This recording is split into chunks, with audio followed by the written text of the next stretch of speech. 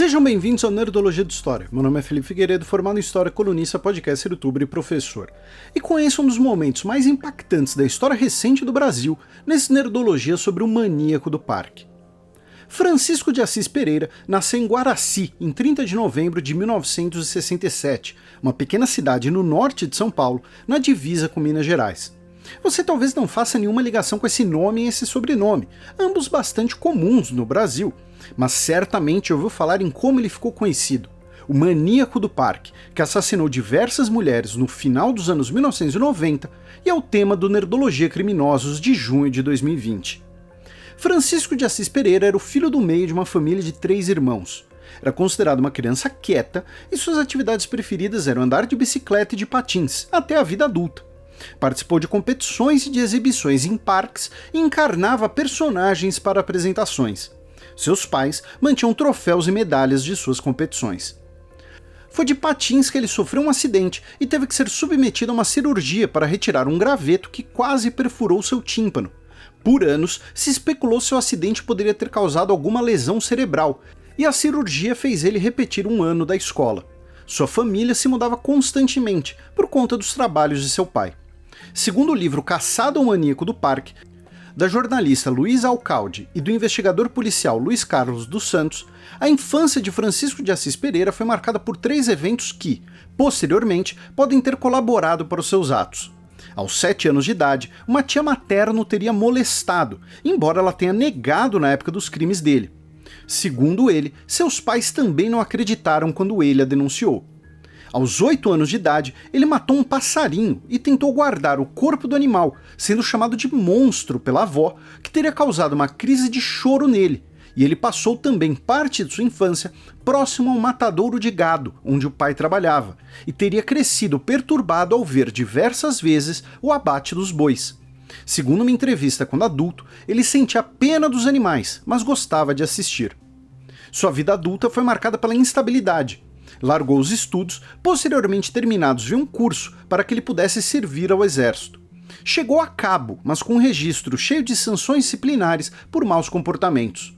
Nunca ficou em emprego por mais de 2 anos e ele teria sido abusado sexualmente por um superior em um de seus trabalhos. Seus relacionamentos pessoais não eram muito diferentes, sendo bem violentos. Uma ex-namorada, na época dos crimes, relatou que ele a agrediu mais de uma vez e frequentemente chegava em casa com machucados, supostamente por ter se envolvido em brigas. Seu relacionamento mais duradouro foi com uma travesti chamada Tainá, que relatou que ele era agressivo, com socos e tapas, e se queixava de se sentir humilhado por estar desempregado e ser sustentado por Tainá. No mesmo depoimento, obteve-se informações que posteriormente se provaram importantes para a identificação do criminoso e seu diagnóstico. Francisco de Assis Pereira tinha dificuldades fisiológicas para se relacionar e sentia dores em suas relações. Não se sabe se isso acontecia por uma agressão íntima sofrida anteriormente, se alguma vítima em ato de defesa ou por questões de falta de higiene.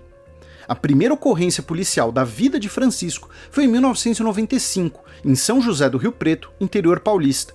Uma mulher de 19 anos prestou queixa afirmando que um homem a forçou a entrar num prédio em construção e que ela conseguiu escapar. O homem acusado era Francisco de Assis Pereira, que foi detido, porém liberado pouco depois pela falta de evidências maiores e por não ter antecedentes criminais. No início de fevereiro de 1998, uma mulher chamada Isadora desapareceu. No dia 10 daquele mês, 2 cheques dela, no total de R$250, foram compensados. Na investigação, os policiais chegaram ao suspeito, inicialmente do crime de estelionato.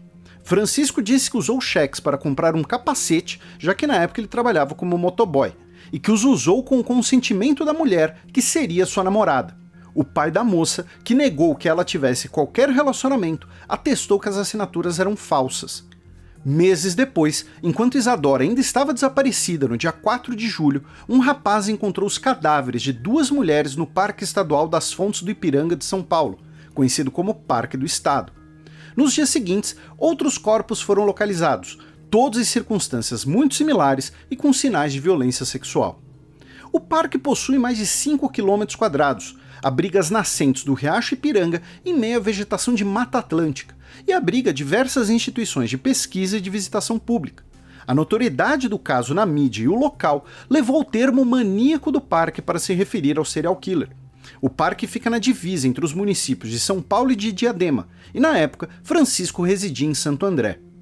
Vasculhando os arquivos da delegacia regional, detetives descobriram 3 casos de tentativas de estupro nos meses anteriores. As 3 mulheres ajudaram a polícia a fazer um retrato falado, e todas, de forma independente, mencionaram que o criminoso sentia dores e dificuldades em sua região íntima. O retrato falado levou a investigação até uma empresa de motoboys, onde Francisco trabalhava. Ele dormia no trabalho e havia largado o emprego no dia 13 de julho, dia seguinte à divulgação do retrato, apenas deixando um bilhete. Na empresa foi encontrada a carteira de identidade de uma das vítimas, chamuscada em uma privada entupida, e ele se tornou o principal suspeito. No dia 22 de julho, a irmã de uma das vítimas reconheceu a voz de Francisco em uma antiga matéria de televisão sobre patinadores do Parque do Ibirapuera. Após largar seu emprego, ele fugiu para Itaqui, no Rio Grande do Sul, onde adotou o nome Pedro e foi acolhido por pescadores do Rio Uruguai. Chegou a trabalhar e frequentar a missa, mas 2 pescadores, movidos pela desconfiança da esposa de um deles, decidiram secretamente checar seus documentos. Ao descobrir o verdadeiro nome de Pedro, avisaram a polícia e, no dia 4 de agosto de 1998, após 23 dias foragido, o maníaco do parque foi preso. Nos depoimentos, ele demonstrou frieza e tranquilidade e descreveu seu modus operandi. Ele abordava mulheres jovens com expressão cabisbaixa em uma estação de metrô, afirmando que era um olheiro de um estúdio de fotografia de moda. Até mesmo investigadores comentaram que ele possui grande capacidade de persuasão e é articulado. Ele supostamente daria às mulheres a oportunidade de trabalhar como modelos e as levava até o parque em sua moto, supostamente para tirar fotos delas, onde cometia seus crimes e as assassinava por enforcamento.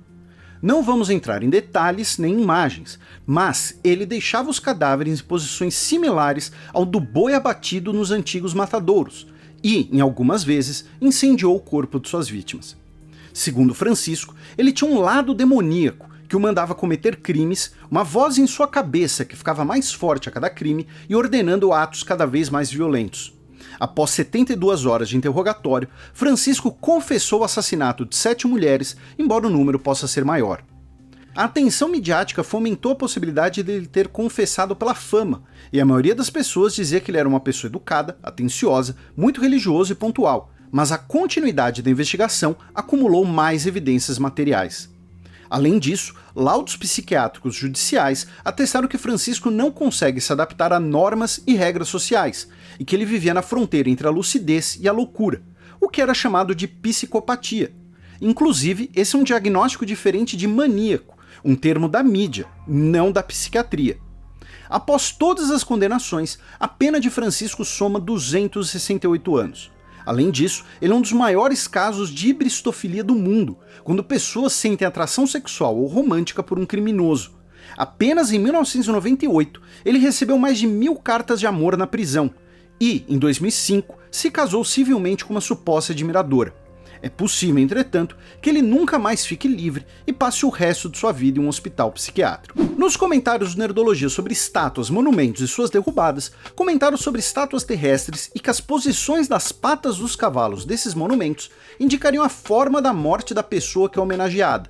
Sinto decepcionar, gente, mas isso é lenda. Por exemplo, o cavalo dessa estátua do czar Pedro o Grande está com as patas dianteiras no ar. Segundo a lenda, isso quer dizer que ele morreu em batalha, sendo que ele morreu de infecção, em sua cama, e vários outros exemplos mostram que essa relação não existe. Comentaram que faltou mencionar o patrimônio histórico destruído por grupos terroristas islâmicos. Não faltou não, ilustramos o conceito de iconoclastia, dentre vários exemplos, com as imagens dos Budas de Bamiyan, destruídos pelo Talibã. Mais recentemente, tivemos a destruição de patrimônio no Iraque e na Síria, como na antiga cidade de Palmira. Finalmente, muita gente tentou supor alguma posição pessoal minha, ou viu supostas indiretas, então vamos repetir a conclusão do vídeo. Até mesmo entre historiadores há debate sobre a retirada de estátuas por parte da população. Cada um de vocês teria ideias diferentes após assistir aquele Nerdologia, e, principalmente, é virtualmente impossível chegarmos numa conclusão universal que se aplique a todos os monumentos. Não se esqueçam de curtir e compartilhar o vídeo, assinem nosso canal para conhecer mais sobre eventos brasileiros e até a próxima!